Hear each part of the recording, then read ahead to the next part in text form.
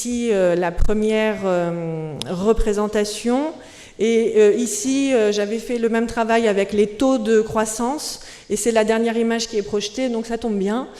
Ce qu'on voit, c'est que les agglomérations centres, aujourd'hui, sont dans des couleurs froides. Ça veut dire que leur rythme de croissance démographique est relativement affaibli, et au profit de la grande de l'aire métropolitaine et de la très grande périphérie. Aujourd'hui, les habitants vont jusqu'à se loger à plus de 50 km de Lyon. Donc on voit ici en fait les mouvements migratoires de population. On voit que dans l'aire métropolitaine, l'accueil des habitants venant d'autres territoires français se fait principalement vers l'agglomération lyonnaise. C'est l'agglomération lyonnaise qui accueille les nouveaux habitants principalement.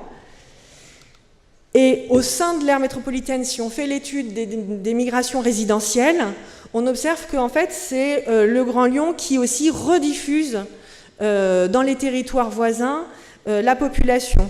Donc si l'agglomération lyonnaise est une locomotive pour l'ensemble de l'aire métropolitaine, c'est aussi le principal moteur de la périurbanisation. Voilà ici les situations des ménages. En fait, ça permet de distinguer les situations de famille ou de personnes seules. Et on voit que les 4 communautés urbaines les plus importantes de l'aire métropolitaine, qui sont matérialisées avec un pourtour noir, concentrent 60% de la population, mais seulement la moitié des familles des habitants vivant dans l'aire métropolitaine. Donc ça, c'est un élément tout à fait significatif à prendre en compte pour fabriquer le document de planification stratégique. Et de la même manière, quand on regarde les écarts de revenus des ménages, ils sont assez éloquents. Et en fait, on voit que les revenus des ménages sont en corrélation avec l'attractivité des territoires et les dynamiques du marché de logement. C'est-à-dire que l'attractivité des territoires périphériques, elle se fait sur des familles et des familles à revenus modestes que l'agglomération ne sait plus accueillir. Donc ici, c'est les déplacements domicile-travail qui sont représentés avec les aires urbaines en bleu. On voit bien que l'aire urbaine de Lyon et l'aire urbaine de Saint-Étienne ont fusionné. On voit les logiques d'autonomie, entre guillemets, de chacune des agglomérations dans leur propre espace, mais aussi de dépendance entre agglomérations par la logique des traits. Et en fait, juste un petit clin d'œil pour dire qu'effectivement, les habitants sont confrontés constamment à la logique de la quête de la densité par les agglomérations centres, alors que leur modèle d'habitation serait plutôt le pavillon isolé. Mais quand on regarde le graphique à côté, on se rend compte que finalement, le modèle économiquement accessible pour l'habitant est plus favorable au développement du pavillonnaire qu'au développement du logement collectif de centres d'agglomération. Une première synthèse qui est le fait que aujourd'hui on est dans un réseau de multipolarité assez complexe qui est à la fois le résultat de la géographie et de l'histoire, mais aussi les conséquences d'actions planifiées. L'aire métropolitaine est globalement attractive, elle enregistre des progressions de population significatives. Et puis, l'agglomération lyonnaise est la locomotive démographique pour l'ensemble de l'aire métropolitaine, mais elle en est aussi le principal moteur de périurbanisation. Et cette première partie de la présentation montre à quel point les notions de ville, d'agglomération, de métropole sont finalement des notions assez complexes à appréhender et parfois pour la planification stratégique, il faut arriver à dépasser ces logiques de périmètre institutionnel et à forcer les réflexions aux échelles qui conviennent, à celles sur lesquelles on peut raisonner, et ensuite peut-être appréhender dans un second temps l'échelle territoriale d'application de la vision stratégique à long terme. Voilà, alors aujourd'hui, donc, on a bien vu à travers l'analyse des dynamiques démographiques et résidentielles que l'agglomération lyonnaise ne fonctionne pas dans un système autonome, qu'elle dépend de ses territoires voisins. Et puisque aujourd'hui il n'a pas été possible, il n'existe pas d'institution représentant cette aire métropolitaine, l'agence d'urbanisme a contribué à la mise en place d'une démarche informelle basée sur le volontariat des élus des intercommunalités de l'aire métropolitaine, qu'on appelle l'Interscot, l'inter-schéma de cohérence territoriale, et qui est une démarche qui permet à la fois de constituer un socle de connaissances partagées par l'ensemble des élus ruraux, urbains, montagnards, de mieux comprendre les phénomènes et les interdépendances entre les territoires, et puis aussi d'avoir des appréhensions communes sur des problématiques d'enjeux métropolitains, des problématiques plus thématiques comme la logistique urbaine, l'urbanisme commercial, le schéma portuaire, et d'autres éléments encore. Donc cette démarche Interscot, il me paraissait important de la présenter parce que justement c'est quelque chose d'informel.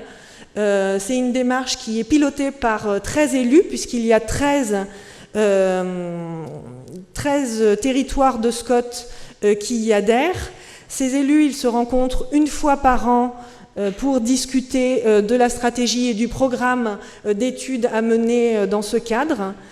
Et ensuite, il est animé par un groupe de professionnels techniques, les techniciens de chacun des SCOT de l'aire métropolitaine, et puis évidemment l'agence qui joue un peu le rôle de chef d'orchestre de la démarche, et c'est vraiment et qui organise régulièrement tout au long de l'année, au-delà du rendez-vous annuel, des forums de rencontres et des scènes de partage entre les élus, entre les professionnels, entre les acteurs économiques et sociaux sur des thèmes choisis.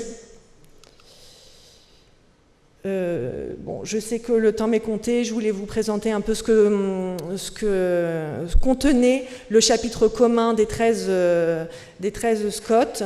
En tout cas, s'il faut retenir une chose, c'est qu'ils se sont entendus sur un livre commun à chacun des éléments de planification, des documents de planification. Donc ça, c'est très important. Tous les documents de planification de l'aire métropolitaine ont un socle commun. C'est ce chapitre qui a été discuté. Et par exemple, ce chapitre qui dit que le développement urbain, il va s'opérer principalement autour des axes de transport et notamment des gares et non pas des autoroutes. Et ça, c'est tout à fait fondamental et c'est assez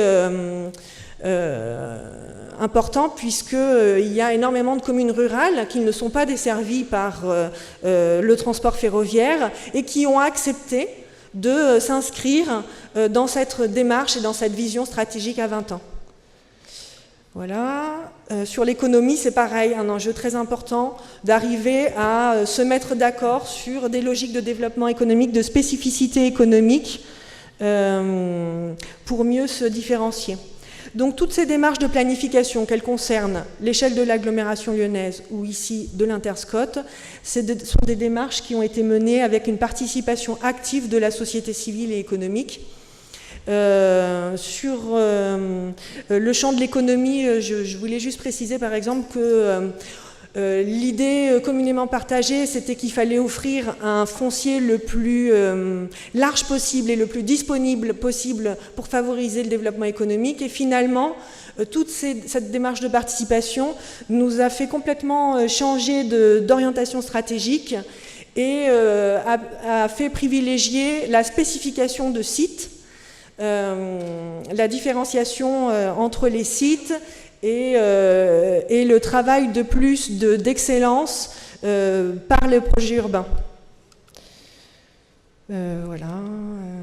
Donc ici, c'est une carte du recollement de chacun des 13 schémas de Scott. Il en manque un parce qu'il n'est pas tout à fait fini. Et aujourd'hui, on travaille à une carte commune. Donc c'est l'agence d'urbanisme qui anime ce travail d'harmonisation des écritures du Scott dans le respect de ce qu'ils disent. Et c'est un travail en plusieurs phases qui est encore en cours, puisque c'est dans le respect des schémas, et aujourd'hui certaines communes se retrouvent au même niveau que d'autres, alors qu'elles ont des situations démographiques dans des rapports de 1 à 30. Voilà, donc en conclusion, cette démarche, c'est penser la cohérence ensemble, et ensuite ne pas rester que dans la pensée et dans l'intention, mais aussi traduire ce document en action. Et aujourd'hui a été créé le pôle métropolitain, qui est un pôle qui regroupe les 4 plus grandes communautés urbaines de l'aire métropolitaine et qui met en œuvre des éléments de projet pour arriver à faire en sorte que l'aire métropolitaine prenne forme, et notamment à contribuer à la création d'une autorité des transports unique qui permet aux habitants d'avoir un seul pass de transport en commun pour toutes ces agglomérations-là. Voilà. Je m'en tiendrai là puisque je crois que j'ai déjà dépassé mon temps de parole.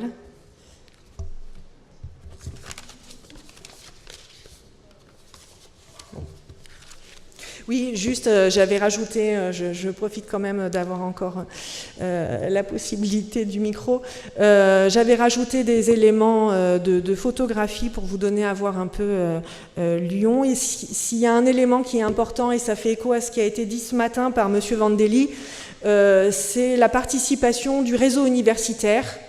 Et l'intervention aussi sur Barcelone allait aussi dans ce sens-là, sur les emplois et l'importance de la connaissance. C'est quelque chose qui a été assez déterminant dans la construction du plan stratégique de planification, que d'associer les universitaires. N'oublions pas que c'est vrai que les étudiants étrangers notamment sont les premiers ambassadeurs des villes, et dans la logique de compétitivité des grandes métropoles européennes, c'est un élément tout à fait essentiel à prendre en compte. Voilà, je m'arrête là.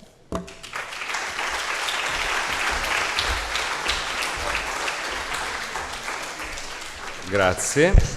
E adesso invece invito qui al podio Thomas Sibor, direttore del settore pianificazione e sviluppo di Praga.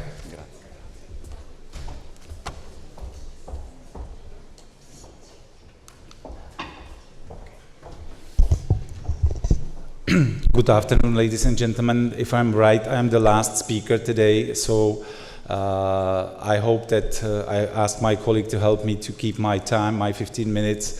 So I really would like to follow the time I received. First of all, I would like to thank to Alessandro and his colleagues that they gave us the opportunity to join this today's event, because it was in many reasons for us very, very important.